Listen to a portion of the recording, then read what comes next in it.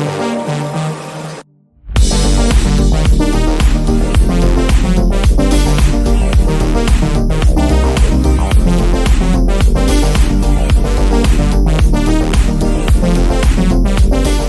I'm going to start with you, Dr. Wilkinson. As a scientist and as a theologian, why should science invest time and money in the search for extraterrestrial life? And why, second part of the question, and why should religious people care one way or another? Well, thank you. It's good to be here. And of course, at this point, a number of friends will remind me that Giordano Bruno was put to death at the stake in 1600 for speculating on other life, a mistaken claim. And that Thomas Paine wrote that those who speculate about other worlds and Christianity know little of either, which sums up my academic career, I think. But I'm fascinated by this topic for a number of reasons. When I flew in at border control, which I wasn't too sure whether I was going to get through because of COVID, after an hour of waiting with hundreds of people in the arrivals hall, the person who was checking my passport was far more interested in talking about God and aliens than anything else. And I think there's a fascination with the question. But then as a scientist and a Christian, I go back to my own excitement both with the Christian faith and with science. Christians have speculated about other worlds for generations. Back to Origen in the 3rd century, when he talked about other worlds. And that's partly because he just knew that the universe was extravagant as a creation of God. Now, some Christians then got worried about human uniqueness or the Jesus event. But there were people like Galileo and others who built telescopes because if God was free to create, then you couldn't work out the universe by simple logic or philosophy. You had to look at the universe, observe it, as Kepler said, to think God's thoughts after him. Guest Revd Professor David Wilkinson stands at a fascinating crossroads with many scientists and theologians. Today, we look into the intersections of religion and metaphysics and culture. As modern science moves beyond strict materialism into questions of meaning, consciousness, and even the metaphysical, faith and science are no longer at odds, but part of a rich cultural conversation. Professor Wilkinson helps us navigate how science and faith are evolving together, shaped by story, symbol, and the human search for belonging in a vast and mysterious cosmos. Join us as we get rebelliously curious. David, thank you so much for joining me on Rebelliously Curious. We were just speaking about this before we started recording. I have watched the Future of Space Forum at the Washington Cathedral at least 3 times. It is one of my favorite forums. I wish it was broadcasted on TV and not on YouTube. My friends and I at the debrief, Micah Hanks and Christopher Plain, watched it together like we were watching the Super Bowl. And we were commentating. And by the end of it, I remember the 3 of us saying, I wished TV and I wish that people would do this more, because it was such a wonderful minds of people from intelligence. Avril Haines was there. We've had Avi Loeb there. We had Jeff Bezos, the CEO of Amazon. We had so many, and yourself, and we had so many of these wonderful thinkers that were here speaking about the existence potentially of extraterrestrial life and what does that mean to humanity and what does that mean to science, and just theologians and to people in general. And I think that what we forget sometimes is that science is so important because it is part of us and it's connected to us, not just outside of the data. It is a human experience when we look at it through religion and through the eye of science. So thank you so much for being here today and having this conversation with me. It's a pleasure, Chrissy. Nice to talk to you. You as well. So let's start off a little bit about the Washington Cathedral, and for people that didn't get to watch it, and I will put the link in the bottom of these notes as well for people to see it in YouTube. But tell me a little bit about your experience, and then what you were asked to do and speak on at the forum. It was a wonderful occasion, and I think, in one sense, the framing of it in a cathedral was interesting in itself.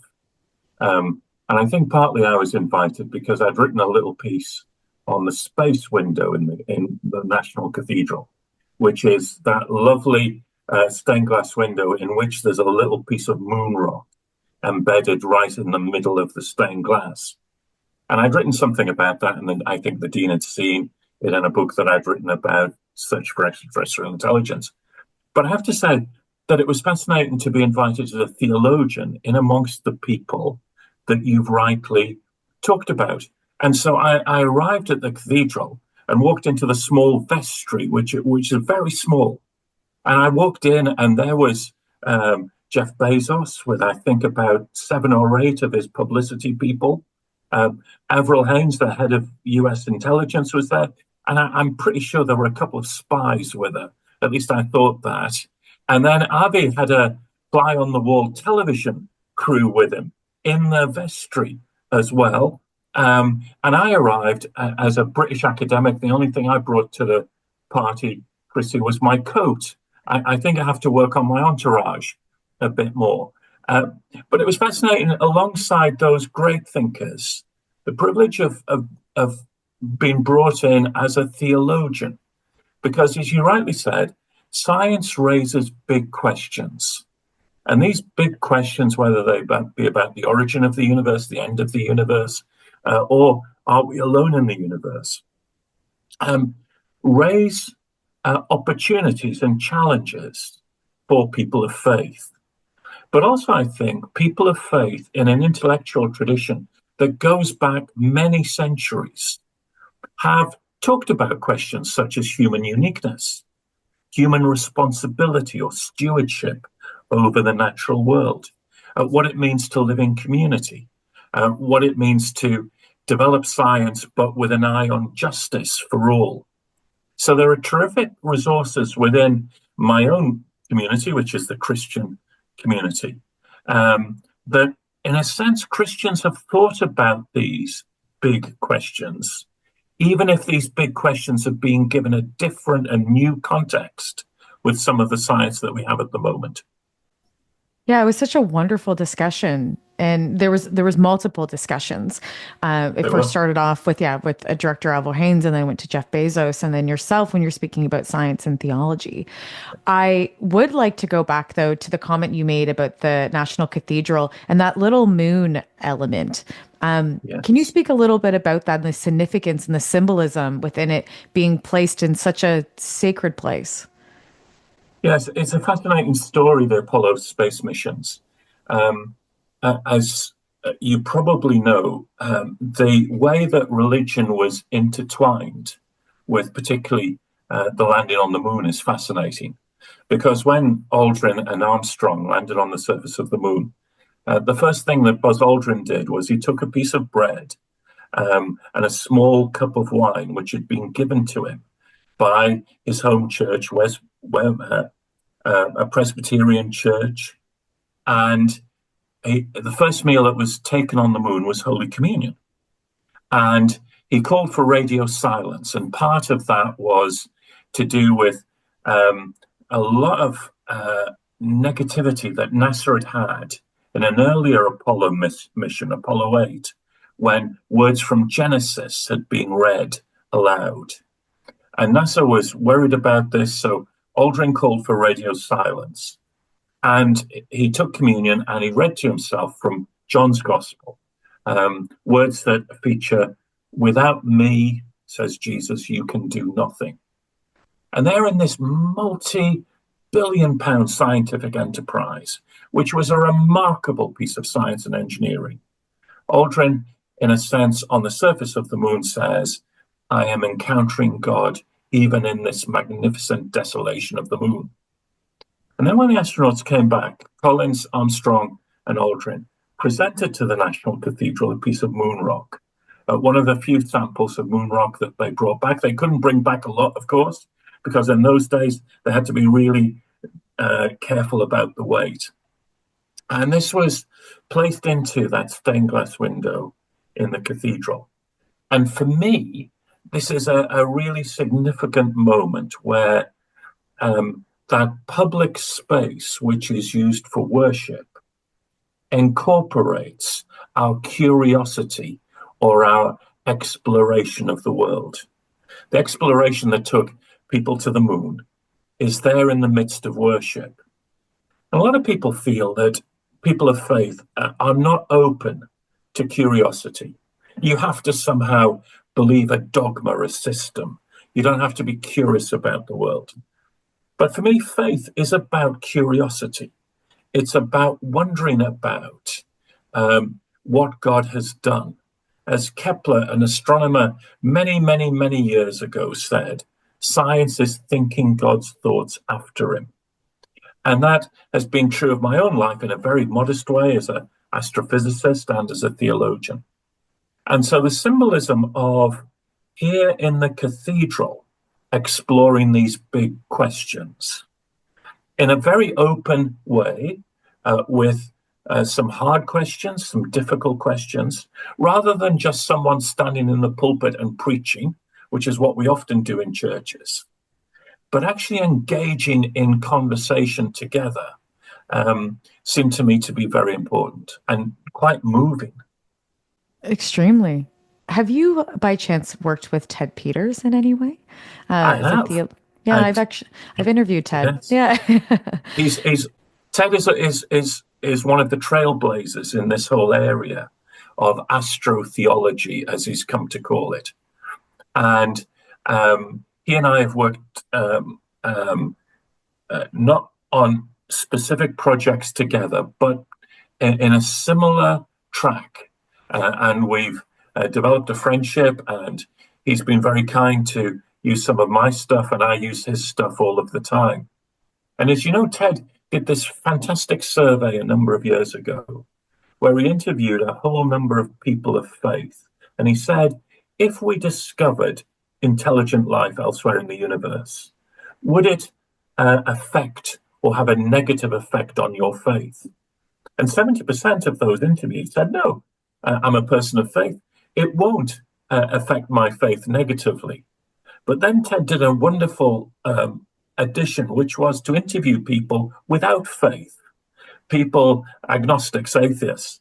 And he asked atheists whether they thought that people of faith would have a problem with extraterrestrial intelligence. And about 70% of the atheists thought that people of faith would have this problem with extraterrestrials. So it was a fascinating piece of work. And he really has led the way for a number of us to think about this area. Well, it is showing that potentially that percentage really doesn't know much about faith then. That's right. Or religion, right? There is the ignorance around that, unfortunately, and they choose the ignorance, right? You choose to be. I think that's right. And I think in one sense, is it part that we live in a Christian culture, and therefore, in a sense, we simply kind of pick up stories which we think are right about the Christian faith. We never really drill down. I mean, it has to be said, I think a number of Christian folk don't sometimes think deeply about their faith, or they're not curious enough. They don't ask the right questions. And of course, one of my great heroes in the Easter story is this guy called Thomas, one of Jesus' disciples. And Thomas is the disciple who always asks the questions that everyone else is too embarrassed to ask. So that when Jesus appears post-resurrection, Thomas says, oh, I don't want to believe what other people have said. Unless I see the mark of the nails in Jesus' hands, then I'll believe.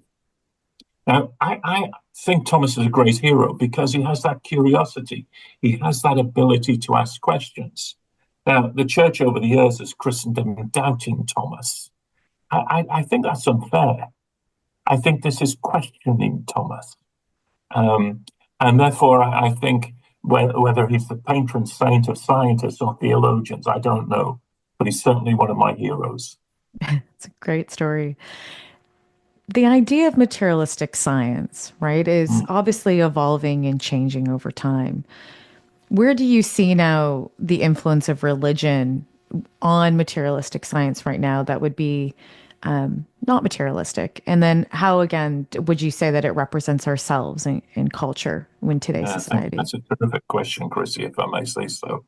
I think, first of all, we've got to probably just note that science itself is not a monolith. It has lots of different disciplines, and each of those disciplines has a different history. So in my own discipline of physics and astrophysics, we were, as physicists, we were very confident at the end of the 19th century, beginning of the 20th century, that physics had explained everything. There was a problem with the orbit of Mercury, and there was a problem with the radiation from a heated body, but we thought everything had been explained. And in fact, as we looked at those two very minor things, out came two great theories of the 20th century: relativity, general relativity, Albert Einstein, and quantum theory. And they revolutionized our understanding of the world. As a friend of mine, John Polkinghorne, said, these two theories broke the tyranny of common sense. They just showed us that the universe is more surprising, more wonderful, more subtle than we ever imagined. And so I think in lots of ways, in the 20th century, physics has become more open to some of the big questions. Where do the laws of physics come from? Why are they intelligible? What's this sense of awe that we feel at the universe? I think in the UK, however, if we're telling the story of biology, we're in a slightly different place. Because at the end of the 19th century, with Charles Darwin and the post-Darwinian controversies, a lot of trauma was put into the story, often between religion and science. And that's still working its way through. But then we've got other sciences which are beginning to open up new vistas for us. We'll talk about SETI, artificial intelligence, neuroscience, which is beginning to understand the very subtle relationship between mind and brain. And so I think in different sciences, this question of whether we can have a material explanation of everything has a slightly different texture depending on the science. But overall, I think we're moving beyond this simple conflict model where science gives us the explanation and religion is just believing fairy stories. Because I think what we're starting to see is that science itself poses questions that science itself can't answer. So if I give you an illustration from my own area, if you look at the beauty of modern cosmology, our understanding of the origin of the universe, apart from the very, very beginning of the universe, which we're still struggling to explain, the story of the universe is explained by some very beautiful, simple, elegant laws of physics, which we can write down and understand in mathematical equations. Albert Einstein once said, the most incomprehensible thing about the universe is that it's comprehensible. Why should our minds understand this beautiful mathematical set of laws that govern the expansion of the universe? Now, science can't explain where the laws of science come from. It has to assume that they're there. But it's a reasonable question to ask me as a physicist, where do the laws of physics come from? But it's a metaphysical question. It's a philosophical or theological question. And that's one of the areas where science has raised questions which itself can't answer. It's so well said. Very, very true. I've had debates with people where they'll say there's nothing related to spirituality or there's no underlay of religious tones or anything when it comes into science, and asking questions about string theory or asking questions about quantum physics. So many people will say no, right? And they're obviously atheists in their own way, and I think we do need a group of people in multiple different ways. I think atheists are there to maybe push us or push people a little bit farther into thinking and asking more questions and maybe just falsely believing. So I think there's a reason for everything. I think that's a very good point. I think the questioning that comes through people like Professor Stephen Hawking or Professor Richard Dawkins, we may not agree with how they view the world, but the questions that they're asking of spirituality and faith seem to me to be very reasonable. And often it's in my encounter with people who don't have faith that I've asked questions and discovered just how rich my own faith tradition is in the resources that we have. But you have to, this sense that you've talked about of the nature of community, human community, asking each other questions, challenging each other, seems to me to be very important. As long as we do it with a degree of grace and a degree of respect, and we don't form these polarizing echo chambers that often is the case sometimes on social media, where we just listen to the people who agree with us and think the rest of the world is evil. So this way of building groups of people who are interested in talking across disciplines seems to me to be very important. I agree. And confirmation bias is such a real thing. We all do it sometimes knowingly and not knowingly, right? And right, we need to be open-minded that way. But there should be parameters and how we speak to each other and how we do engage each other in debate, right? In normal debate, we don't debate as much as we used to in the terms of, having parameters or looking at things that are logical or sound as well. Sometimes, again, those parameters can't sit, but we should have some type of guidelines that we go when we're speaking about metaphysics and we're talking about science and we're looking at it through the lens of culture, because we all experience life in different ways and our perceptions are so different, and it's guided and shaped by our experiences and the way that we've grown up in so many ways. It is the debate of nurture versus nature. So we do have to create guidelines and parameters in how we have these conversations with each other. And I think for me, one of the most important parameters is that we teach science with history and philosophy. One of the things, particularly in my own country here in the United Kingdom, is that we've often divorced science from history and philosophy. The science and the arts and humanities have gone down different roads. But actually, science is embedded in its history, how it's developed. It's also embedded in the philosophical questions of how we do science, what we think science is. And a number of my friends who teach science do it brilliantly, wonderfully.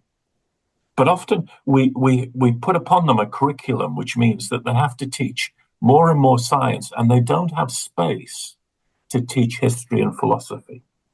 Now, the little that I know of the US education system means that I think you are broader in encountering some of these questions. That's something to be valued.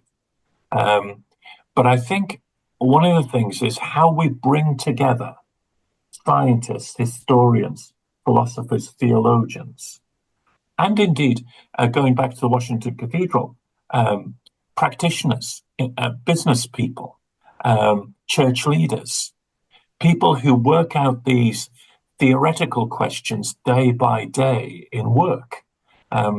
This is a very important voice. One of the things we've been doing here in my own university, in Durham University, is we've been bringing not just theologians, but senior church leaders to come and meet with scientists. Not to teach them lots of science, but just that the church leaders and the scientists can meet each other and talk together. And what the church leaders have discovered is that most scientists are people of passion and vocation who want to make the world a better place. And many of the scientists who've grown up thinking that the church is dead or not really interested in the world have suddenly discovered that here are church leaders who are fascinated by science and the possibilities and challenges of science. And we've often found it difficult to end the discussion between these church leaders and scientists, because once they're in a place which is, picking up on an earlier comment you made, Chrissy, I think it needs to be both a safe space, but also a brave space. A place where actually we feel that we can talk about our own experience, but at the same time, a place where we can be challenged and we can be questioned.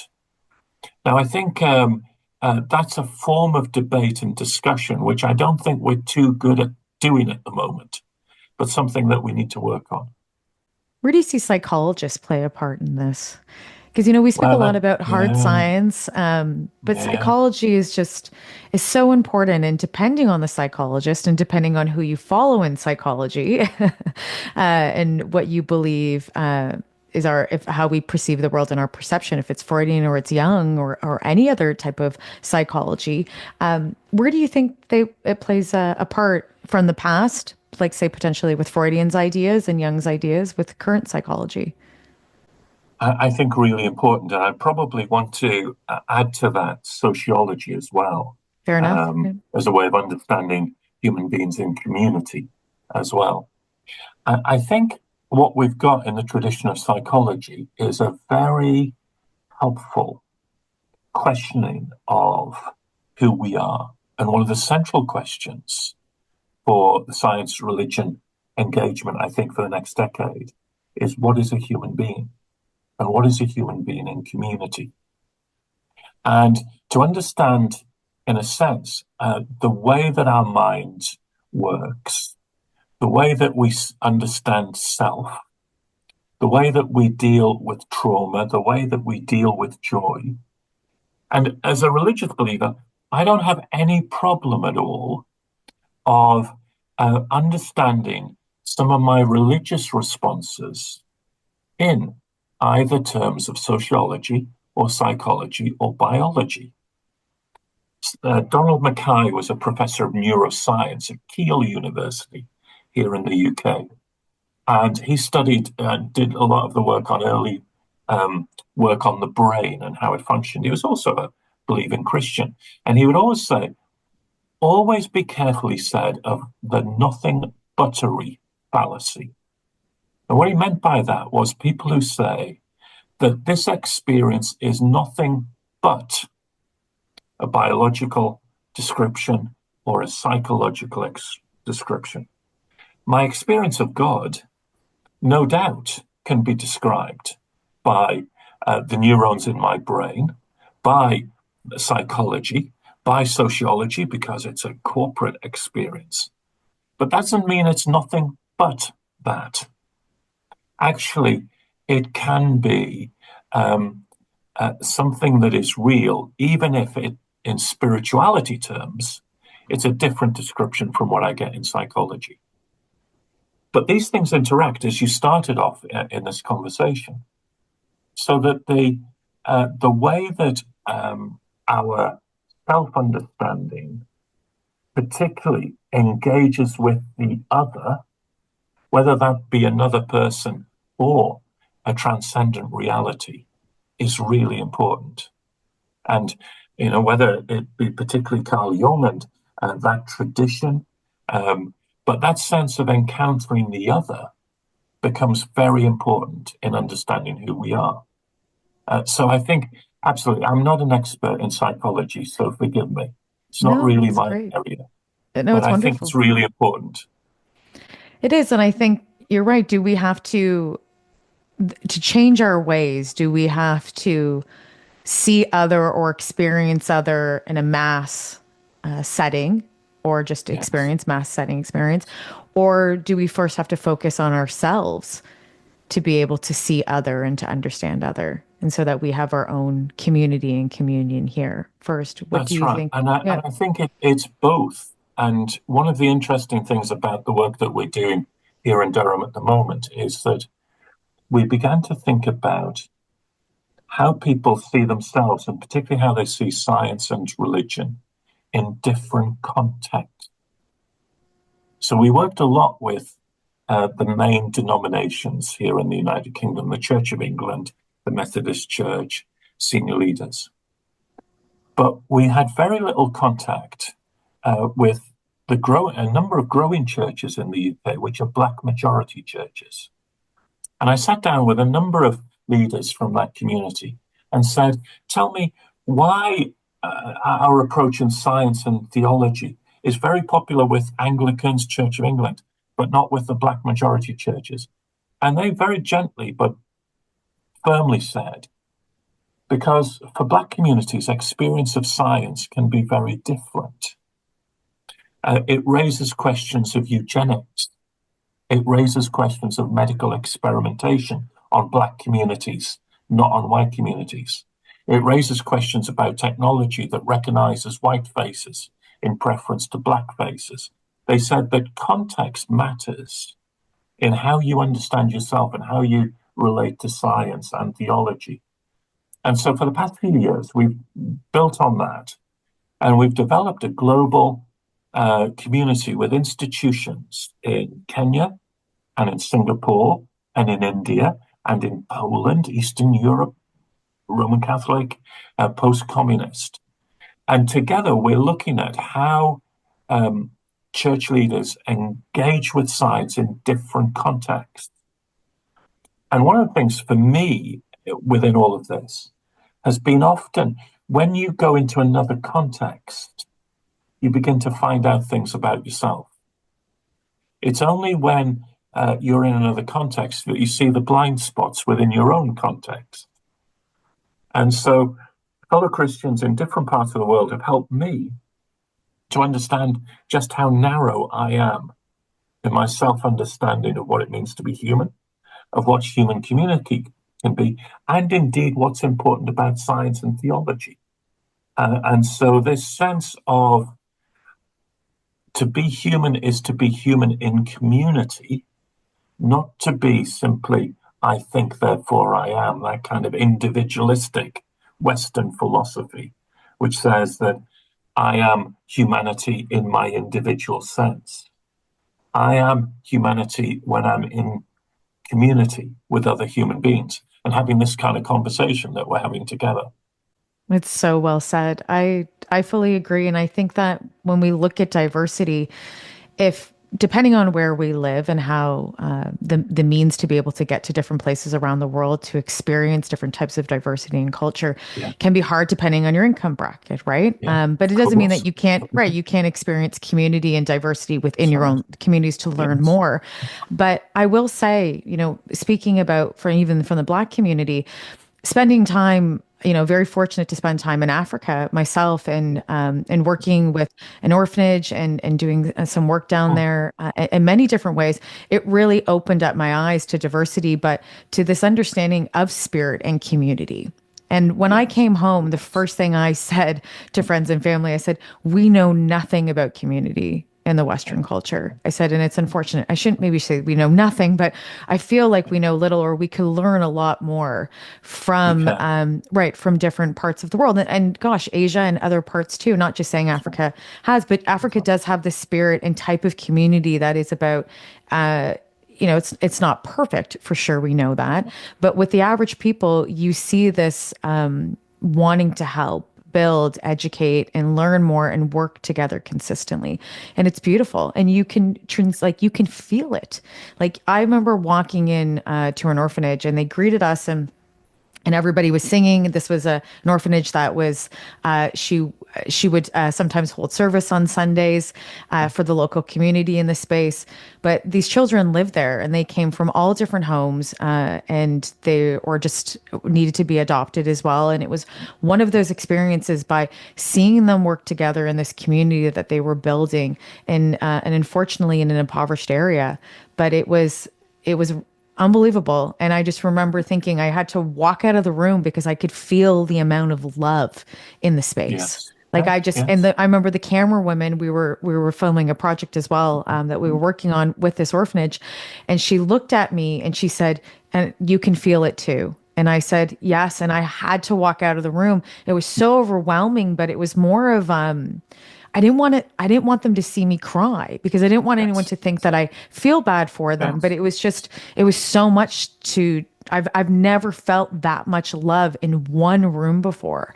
And it transcended all of us. And when I went home, I remember sitting on the plane and the first thing I did was cry because it was just like, we've experienced so much. We've been with all these amazing people and it's opened my mind in so many ways. So I do believe that I wish that we would at least even within science and other communities and in diversity, that we would lean into each other to understand each other better, because there's so much value that comes from it, and it is it will change the world and change us outside of politics and everything else. People can do it themselves. Yeah.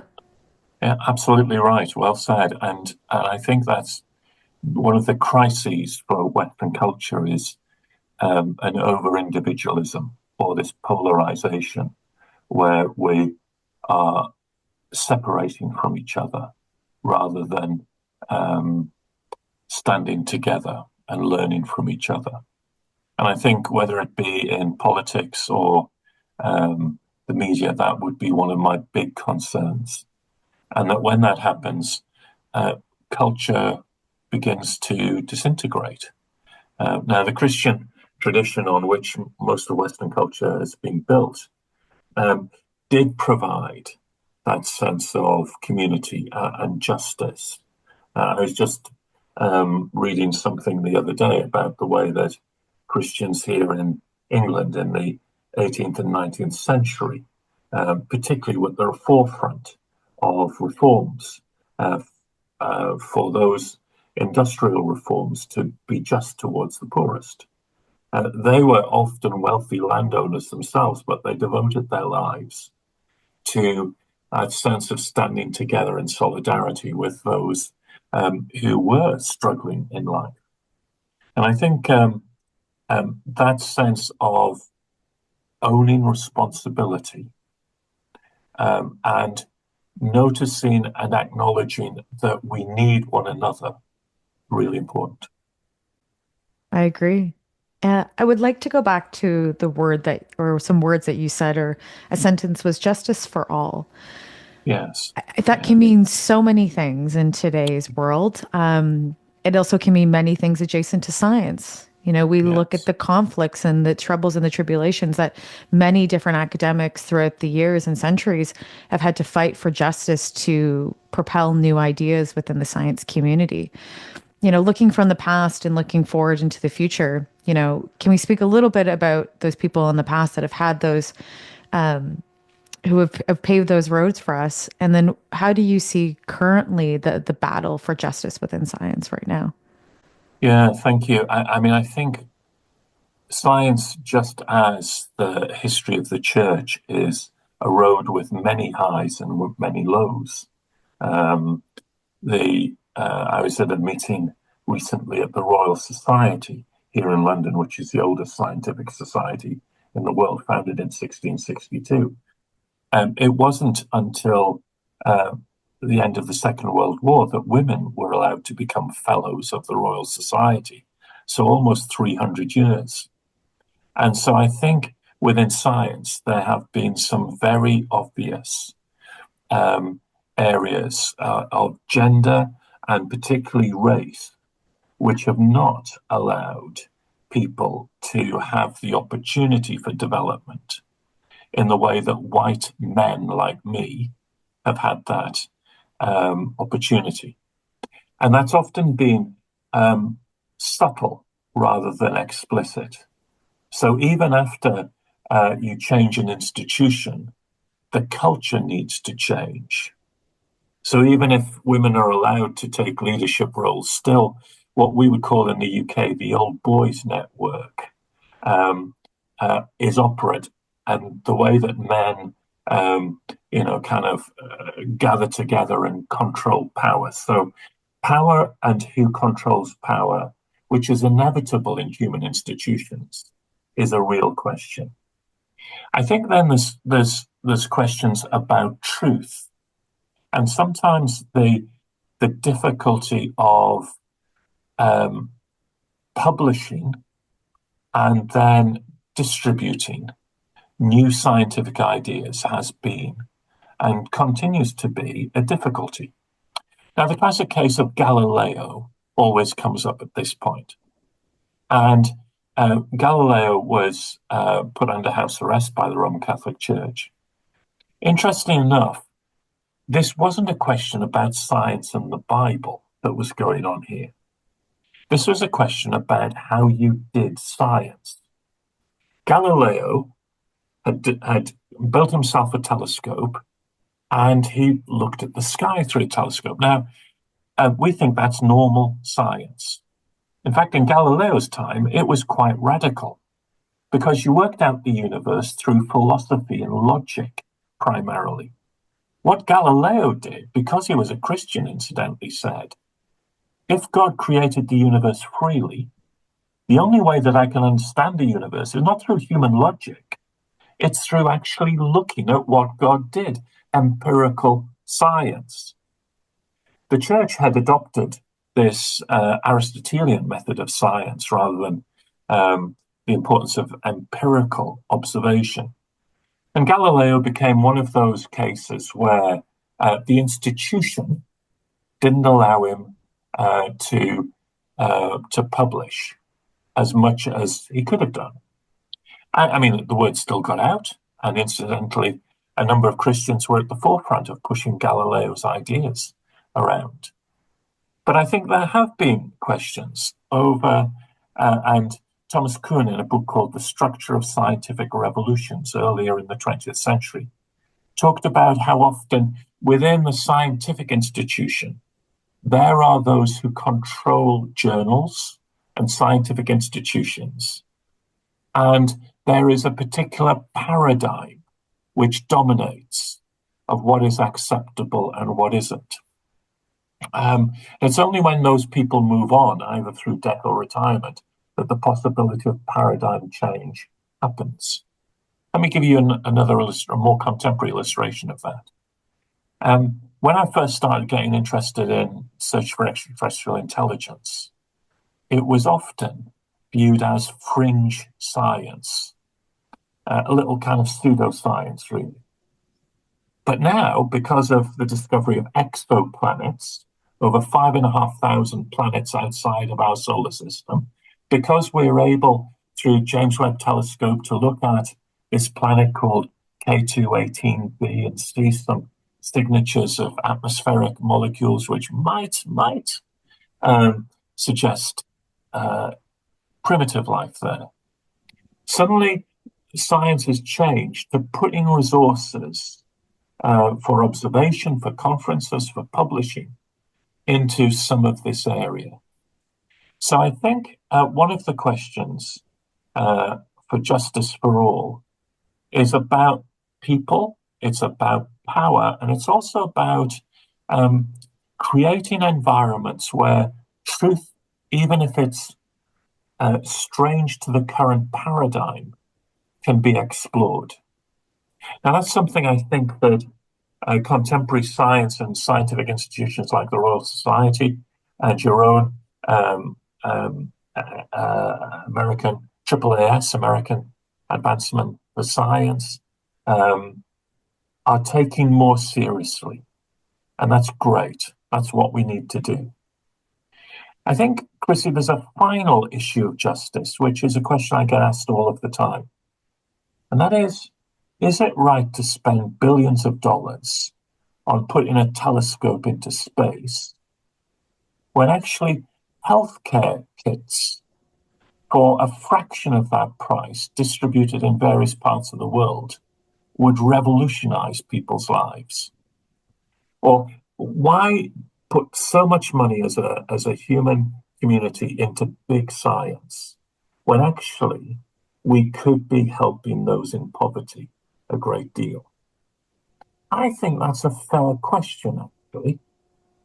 I think it could be asked not just of science, but it could be asked of celebrity culture, of sport, of a whole number of things. But I think science has to live with that question. Now, I don't want to go to the extreme and say, let's not do science, because I think when a culture loses its curiosity, it stagnates. And big science is really important. But I do think we've always got to ask a question about how we use our resources, particularly in the rich West. What are the priorities?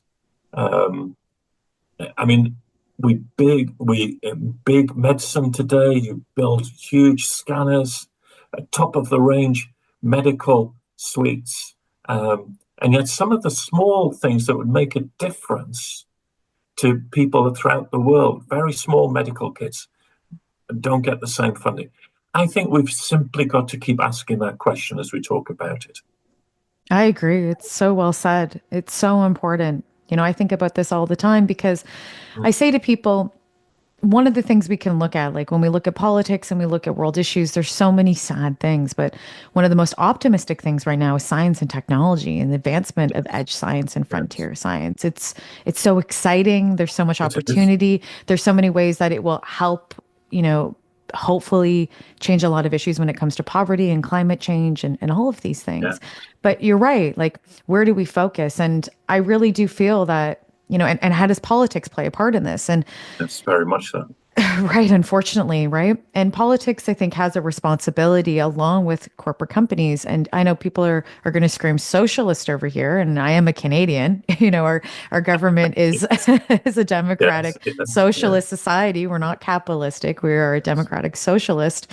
Yeah. So as someone who's grown up in socialist environments when it comes to like free education and libraries and many other things, I see the responsibility of corporate and to look at funding multiple different communities. So I have and if this would be idealistic or not politically, but looking at regions, you have major corporate companies that are set up around Toronto and all these different areas in major cities. They should be funding those cities as much as possible into a specific percentage that has to go back directly in the community. And so we don't see that enough. We don't see this direct correlation between giving back to everybody, right? We do a little bit depending on what district you live. Like, I think our urban development is much better than the States, and how we position people that are in different income brackets and be able to put people in public schools together that are coming from different brackets, not segregate. Right, which is extremely important for education and just community. But we do have this responsibility when it comes into, it doesn't matter your religion, it doesn't matter your politics and part of income. We need to be able to look at supporting each other and directly inputting it back into the communities and then the communities around us. But we just don't do enough of it. And legislation is a big part of that, right? It is. It is. But you're right to highlight this, because politics in lots of ways has become, people have very little trust in politicians today. And therefore, the people who are coming to stand for political office, it's a very difficult thing to do. I actually think, and I've just been reading an essay that was written by a German sociologist, Hans Weber, over 100 years ago, where he talks about both science and politics as vocation, as calling. It's very interesting, because often we talk about church ministers and clergy having a calling. But Weber talks about how both scientists and politicians, we should value their calling to be scientists and politicians. Now, I'm not using it directly in a religious sense. He's using it in a sense of vocation, that we need to value the vocation of those who are going to be scientists and the vocation of those who are going to be politicians, because they have potential to change the world enormously. And responsible science and responsible politics and responsible business is not a bad thing. It's actually what makes us human. One of the things that impressed me a great deal about going back to Washington Cathedral and Mr. Bezos was he was someone who had a brain the size of a planet, was putting people into space through space tourism, but at heart, he wanted to make the world a better place. Now, how sometimes these leaders in industry want to make the world a better place, we can debate about. Correct, yeah. But I think we have to recognize that most people in the world want the world to be a better place. There are a few people who are just out for themselves and their own tribe. But most of the politicians that I've met over the years are genuine people who want to make the world a better place.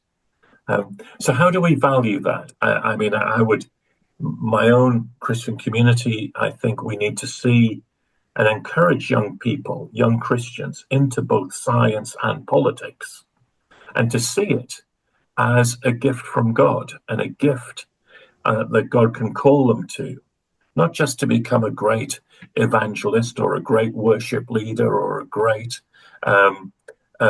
member of the clergy, but actually to value a vocation as a scientist, technologist, engineer, or as a politician, or as a leader in industry. I think these are great callings, which are gifts from God. Oh, once again, so well said. I'd like to go back to the point where you mentioned, right, being a calling and being a leader. And we look at Jeff Bezos and we look at Elon Musk and we, gosh, even look at Richard Branson. We look at so many of these different billionaires and CEOs that for sure want to create a better life for people and have a better world. They wouldn't be working so hard if they didn't, right? And I do agree with that. Sure. But you're right. It's about how they see the world and from what lens they see the world from their own personal experience. And I really talk about this a lot in the podcast, but it is our neurology. It is how our brain works outside of our development of experiences as a person, to the people that we've met, to the things that we've learned, and how our brain operates. And I think that how we see each other and how we see reality is so important to understand how we look at diversity and how our brains work. I think we can better understand each other by looking at each other and going, well, this is something that, when we talk about neurodiversity, where you see the world or your skills are better, like, most people that are neurodivergent, like I'm dyslexic, I see the world differently in how I process the world. I can obviously read and write, and there's some people that are dyslexic that can't, but I'm on a higher functioning side of it. But the way that I do see the world, for sure, and the way I interact with the world is very different than a neurotypical person. And I know that, and how I engage in the world.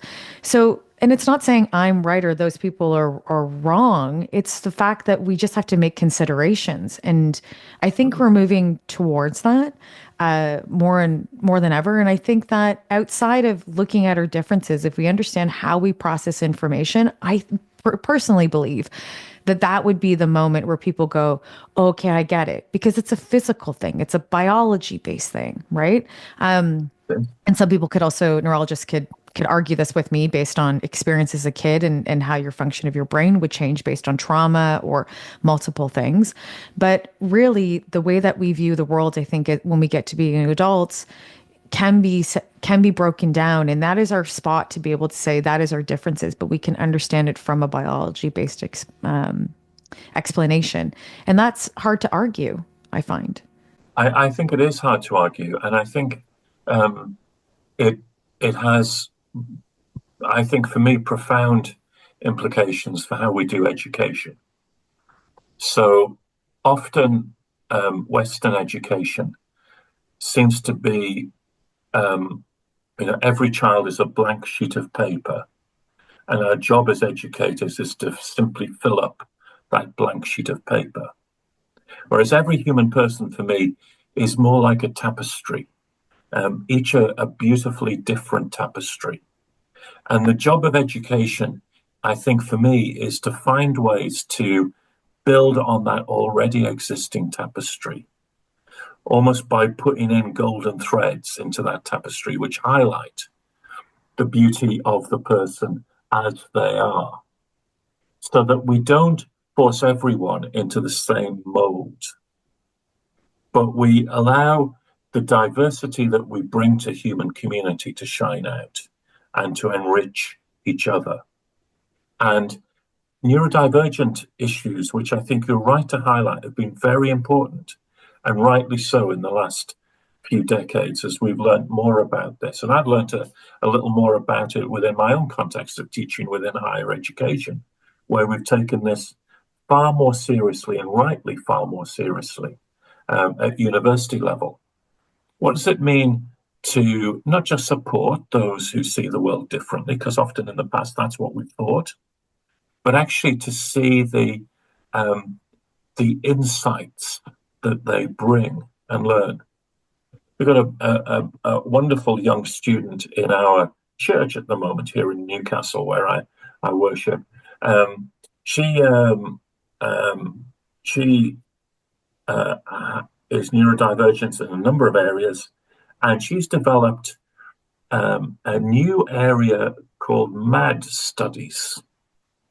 This is taking some of that interest from psychology, and neurodivergence, and then reading historical texts. And she actually reads Japanese texts, and seeing how this becomes a hermeneutical and interpretive tool to better understand historical texts.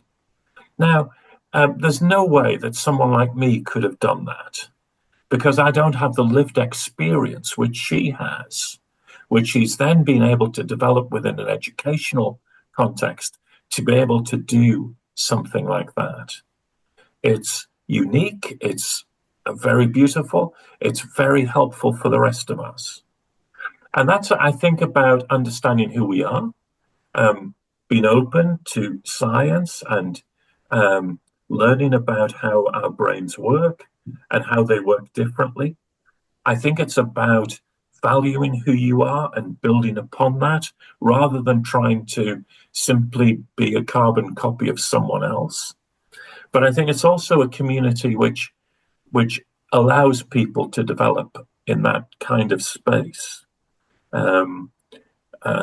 So values them for who they are. It's So so I'm learning wonderful. lots in this area at the moment. Yeah, it's so beautiful too. And Yeah. and thank you, and for her, thank you for her for doing it, and along with yourself, and appreciating that, because there's so many wonderful findings that we can look at from people that think differently or operate differently than the status So norm, right? So right. thank you so much. My last question to you, with the passing of Pope Francis, rest in peace. He's done and contributed so many things to the culture, and has shifted so many ideals. Now we look for a new pope. And Yes. there are so many that I would say probably are a little bit more leaning into science. And I believe that there might be potentially one that would go more of classical and traditional. And I believe it's Cardinal Peter Edro. I'm going to say his name wrong. He's from Hungary. I believe that might be considered to be one of the popes. Moving forward, where do you think that the new pope will stand?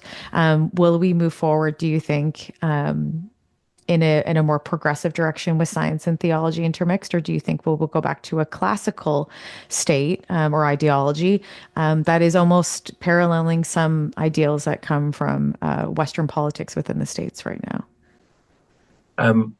I think we will progress for a number of reasons. The first is that Pope Francis, I think, built a more open culture to the Roman Catholic Church. And I think a culture of humility and service, which I think part of the outpouring of love for him was a response to that openness. And as a result of that, a number of us outside the Roman Catholic Church have been involved in a number of conversations. I work with young people in the Catholic diocese here, talking about science and faith.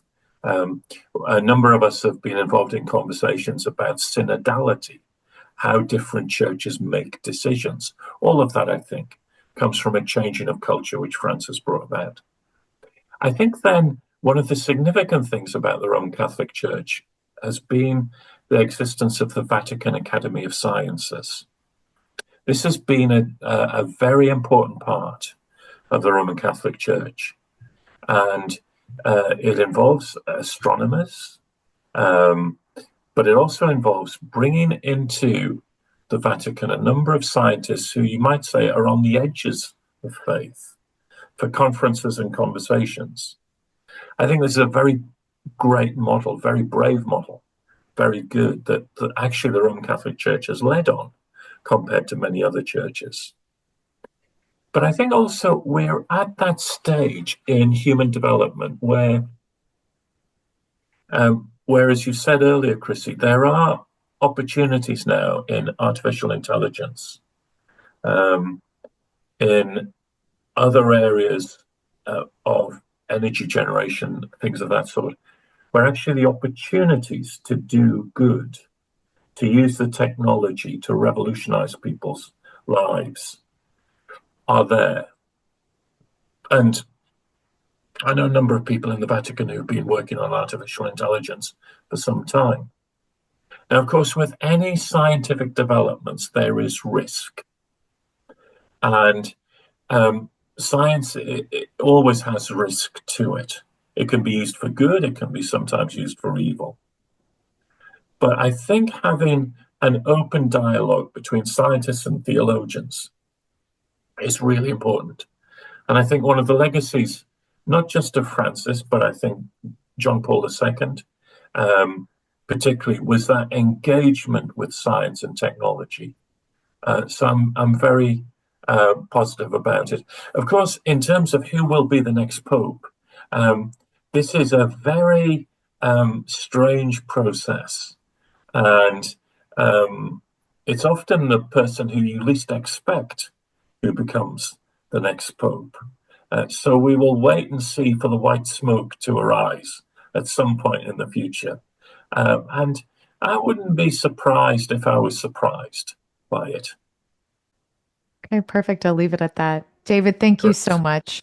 Thank you, as I say to my guests, thank you so much for being rebelliously curious with me today. And I would love to have you back at one point where we could speak a little bit more on this topic.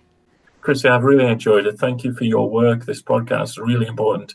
Love the title, love what you're doing. So thank you for all that you're doing. Thank you very much. Thank you. Bye-bye.